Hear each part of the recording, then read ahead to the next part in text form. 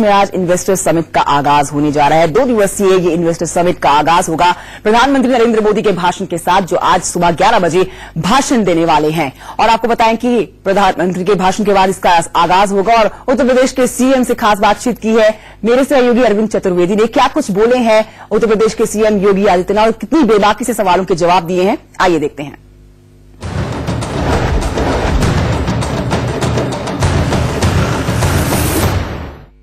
देश का सबसे बड़ा इन्वेस्टर समिट उत्तर प्रदेश में होने जा रहा है। क्या उम्मीदें हैं, बात करते हैं मुख्यमंत्री योगी आदित्यनाथ से। सर, इंडिया न्यूज में आपका बहुत स्वागत है। धन्यवाद जी। पूरे देश की आपने यात्रा की, 8000 से ज्यादा लोग यहां पर खुद आ रहे हैं, चल के बड़े बड़े उद्योगपति आ रहे हैं। क्या उम्मीद है? उत्तर प्रदेश की पूरी तस्वीर को बदल करके बीमारू राज्य की श्रेणी से उभार करके एक समृद्ध राज्य की श्रेणी में उत्तर प्रदेश को खड़ा करना। उत्तर प्रदेश व्यापक संभावनाओं वाला प्रदेश है। उत्तर प्रदेश में जो असीम संभावनाएं हैं, इन असीम संभावनाओं को आगे बढ़ाने की दिशा से हम लोगों ने एक अपनी कार्य योजना तैयार की है। मेरा मानना है कि सबसे बड़ी आबादी का राज्य, तो सबसे अधिक ऊर्जावान युवा भी हमारे पास।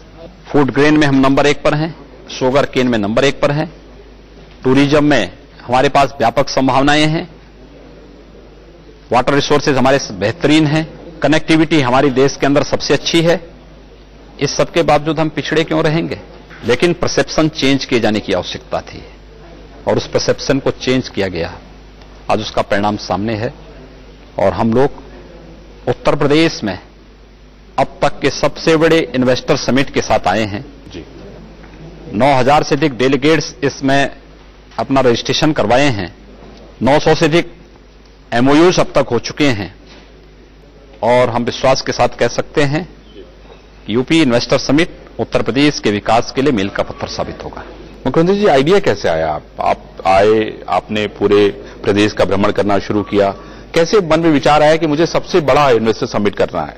मैं समझता हूं कि गुजरात से भी बड़ा इन्वेस्टर समिट हो रहा है और अगले वर्ष आपने कहा कि हम ग्लोबल समिट भी करेंगे। कैसे आइडिया आया ये? मुख्यमंत्री बनने के बाद जी हमने सबसे पहली योजना किसानों के लिए लागू की।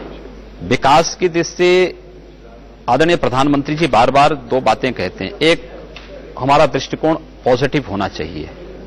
दूसरा, विकास और सुशासन का कोई विकल्प नहीं हो सकता। स्वाभाविक रूप से प्रदेश बड़ा है, तो प्रदेश के अंदर मैंने स्वयं व्यापक दौरा किया है, परिस्थितियां देखी, अलग अलग तबके के साथ हम लोग बैठे। पहली सरकार है जिसने 1 साल से कम समय में इन्वेस्टर समिट कर रही है। जी जी। पहली सरकार है जिसने 1 साल से कम समय में अपने प्रदेश के किसानों के जेब में 80,000 करोड़ रुपए से अधिक की धनराशि पहुंचाई है। पहली सरकार है जिसने आते ही फोकस किया था किसानों को, युवाओं को, महिलाओं को। पहली सरकार है जिसने खुले मन से कहा था कि हमारी सरकार बिना भेदभाव के प्रदेश के 22 करोड़ जनता को सुरक्षा प्रदान करेगी, लेकिन अपराध के मामले में कोई समझौता नहीं करेगी। प्रदेश का परसेप्शन बदला है हम लोगों ने, लेकिन प्रदेश के इस परसेप्शन को खराब किया था पिछली सरकारों ने, जिन्होंने प्रदेश को करप्शन और क्राइम का पर्याय बना दिया था। उससे मुक्ति दिलाना आवश्यक था। हम लोगों ने प्रयास किया है, उस दिशा में हम आगे बढ़े हैं। तो ये पूरा जो आपने पूरा भ्रमण किया, वो आइडिया वहीं से आपने जनरेट किया। मुख्यमंत्री जी, जब हम बिजली, सड़क और पानी की बात करते हैं, उसको लेके आपने हमेशा चिंता जाहिर की कि भाई सड़क बहुत बेहतर होनी चाहिए, बिजली हम सबको 24 घंटे उपलब्ध कराएंगे। आपको लगता नहीं कि ये एक बड़ी चुनौती है, ये जो आप काम करने जा रहे हैं, जो इतना बड़ा इन्वेस्टमेंट लेके आए हैं, हजारों लोग आपकी तरफ देख रहे हैं आशा भरी निगाहों से? हाँ, क्यों नहीं। देखिए, हम लोगों ने फोकस सेक्टर पहले से तय किए हैं।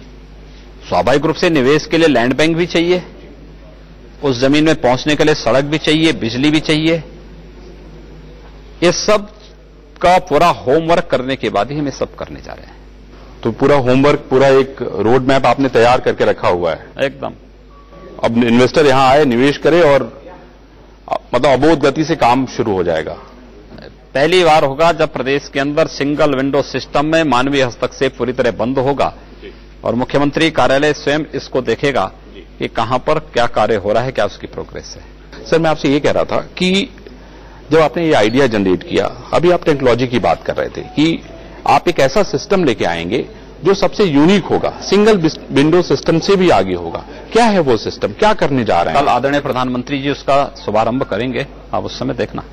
लेकिन थोड़ा सा आप बताएं। हमने कहा डिजिटली मानवीय हस्तक्षेप से पूरी तरह बंद हो, तो करप्शन की संभावनाएं पूरी तरह समाप्त हो जाए। तो सर वो तो सिंगल विंडो सिस्टम से भी ये काम कहा ना कि वो चीजें आप देखना, कल प्रधानमंत्री जी उसका शुभारंभ करेंगे। अच्छा सर, जिस तरीके से इनकाउंटर हुए पूरे प्रदेश में, ये क्या कहीं न कहीं माहौल बनाने की कोशिश थी सरकार की तरफ से, जिससे लोगों के अंदर ये विश्वास पैदा हो कि नहीं आप उत्तर प्रदेश में आए, क्योंकि कानून व्यवस्था यहाँ के लिए एक सबसे बड़ी चुनौती रही है। देखिए, उत्तर प्रदेश की छवि को खराब करने में कानून व्यवस्था और भ्रष्टाचार, इन दो ने बड़ी खराब स्थिति पैदा की थी पिछली सरकारों की कार्यपद्धति के कारण। कानून व्यवस्था, जिस प्रदेश में हर सप्ताह 2 दंगे होते थे,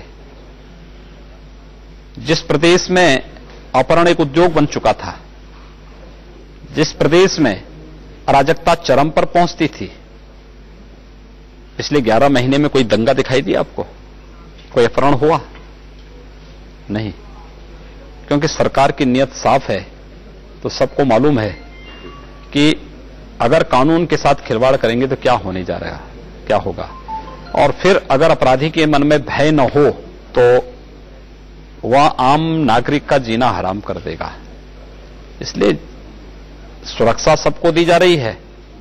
सभी लोग कानून का सम्मान करें तो कानून उनका सम्मान भी करेगा। मुख्यमंत्री जी, मेरा अगला सवाल ये है कि जब हम अयोध्या की बात करते हैं, मथुरा की बात करते हैं, काशी की बात करते हैं, तो पूरे प्रदेश में एक हलचल सी मच जाती है। जो बाहर का व्यक्ति आता है वो भी इसके बारे में सोचना और उसको समझना चाहता है। ये जो इतने सारे इन्वेस्टर्स आ रहे हैं, मैं समझता हूं कि उनके लिए भी एक बड़ा महत्वपूर्ण विषय होगा ये। इसको कैसे लोगों को... देखिए, टूरिज्म में उत्तर प्रदेश के अंदर व्यापक संभावनाएं हैं जी, और ये व्यापक संभावनाएं उत्तर प्रदेश में, चाहे वह आपके रिलीजियस टूरिज्म का हो, चाहे वह हेरिटेज टूरिज्म का हो, चाहे इको टूरिज्म का हो, इन सभी के लिए हम लोगों ने पॉलिसी अपनी तय की है और इन्वेस्टर को हम लोगों ने इसके लिए भी आमंत्रित किया है कि अगर आप चाहेंगे दुधवा में होटल खोलना, उसके बाहर, तो हम आपको लिए लैंड उपलब्ध करवाने में योगदान दे देंगे। आप आइए, हम आपको सहयोग करते हैं। वहां की कनेक्टिविटी के लिए हम लोग करने जा रहे हैं। उसी प्रकार से अयोध्या का है, मथुरा का है, काशी का है, वृंदावन का है, नैमिषारण्य का है, मिर्जापुर का है, गोरखपुर का है, देवीपाटन का है, शाकंभरी देवी का है, चित्रकूट का है। जहां भी संभावनाएं हैं उन सभी को हम लोग आगे बढ़ाने का कार्य कर रहे हैं। लेकिन मुख्यमंत्री, जब इस पे बहुत ज्यादा राजनीति होने लगती है अयोध्या को लेकर, तो आदमी थोड़ा सा उसके मन में थोड़ा संशय होता है। देखिए, कोई संशय की यहां आपको संशय होने का, विपक्ष तो बोलेगा। विपक्ष उत्तर प्रदेश में बेरोजगार है तो अगर बोलेगा नहीं तो आप उसको योगी जी ने उसको बेरोजगार कर दिया एकदम है। इसलिए उनके पास कोई मुद्दा नहीं। वे जब भी आएंगे छोटी छोटी बातों को, अनावश्यक तिल को ताड़ बनाने का प्रयास करेंगे। ऐसा कुछ नहीं है।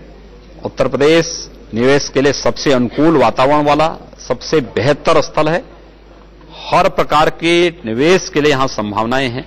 लोग आए, हम उनका स्वागत करते हैं। मुख्यमंत्री जी, अभी जो अपराधी हैं, आप देखिए, अभी शामली से खबर आई थी कि भाई मैं सरेंडर करना चाहता हूं, मेरे ऊपर 15 मुकदमे हैं, और हथियार के साथ उस व्यक्ति ने जाके सरेंडर किया।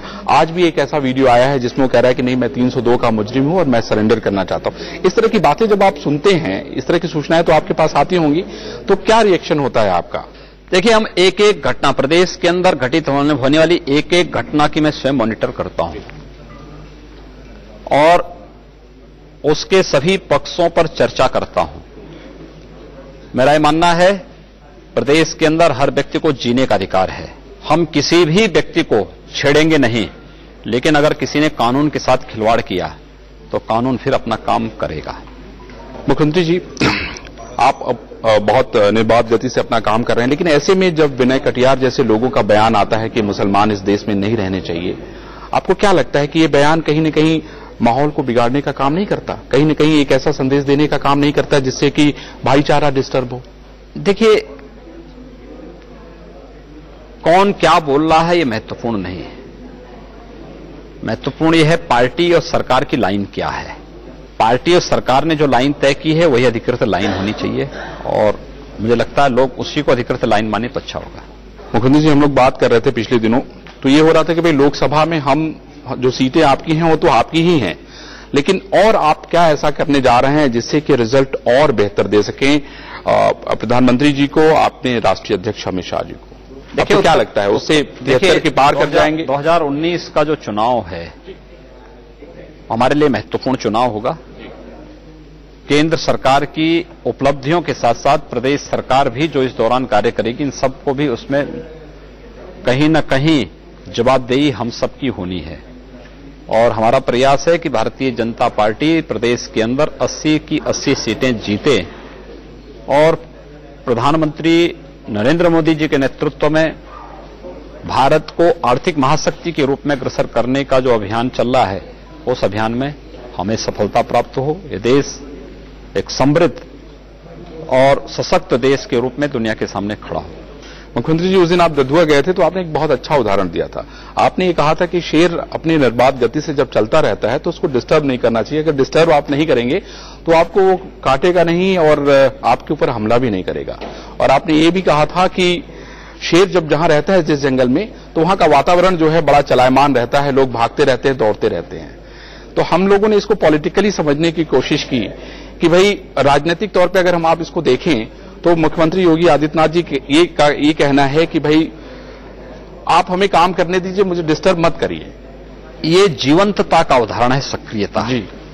और जहां भी लोग सक्रिय होंगे वो जीवंतता होगी, उस जीवंतता का लाभ उस पूरे परिवेश से जुड़े हुए लोगों को प्राप्त होगा। उत्तर प्रदेश में सरकार जीवंतता के साथ कार्य करेगी तो उत्तर प्रदेश की 22 करोड़ जनता को लाभ होगा। उदाहरण मैंने दुधवा के शेर के बारे में दी थी जी, जो वहां एक गाइड के द्वारा एक बात किस्से में बात बताई गई थी, उसी को उदाहरण देते हुए आगे बढ़ाई गई थी। आपने स्पष्ट कर दिया था काम सभी को करना है, किसी को बैठने नहीं देंगे आप। एकदम।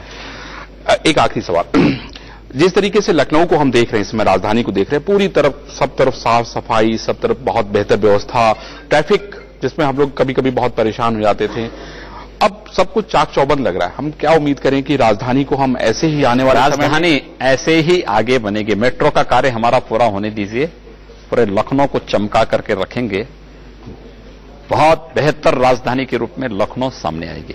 मुख्यमंत्री जी, कितना उम्मीद है, क्या हम उम्मीद करें, प्रदेश की जनता क्या उम्मीद करे, पूरे देश की यात्राएं 900 से अधिक MOU अब तक साइन हो चुके हैं और बाकी घोषणाएं कल हम लोग करेंगे, कल तक का इंतजार करिए। चलिए मुख्यमंत्री जी, आपको इंडिया न्यूज की तरफ से बहुत बधाई। तो ये थे मुख्यमंत्री योगी आदित्यनाथ, जिन्होंने यह स्पष्ट कर दिया है कि हम किसी को शांति से तो नहीं बैठने देंगे, क्योंकि काम आपको करना पड़ेगा और काम होगा तभी प्रदेश की उन्नति होगी। तो ये खास इंटरव्यू आप देख रहे थे। दुनिया भर के बिजनेस जगत के जो धुरंधर हैं वो आपको इस इन्वेस्टर्स समिट में नजर आने वाले हैं। प्रधानमंत्री नरेंद्र मोदी 11 बजे बोलेंगे, हर अपडेट आप तक पहुंचेगी सबसे पहले। फिलहाल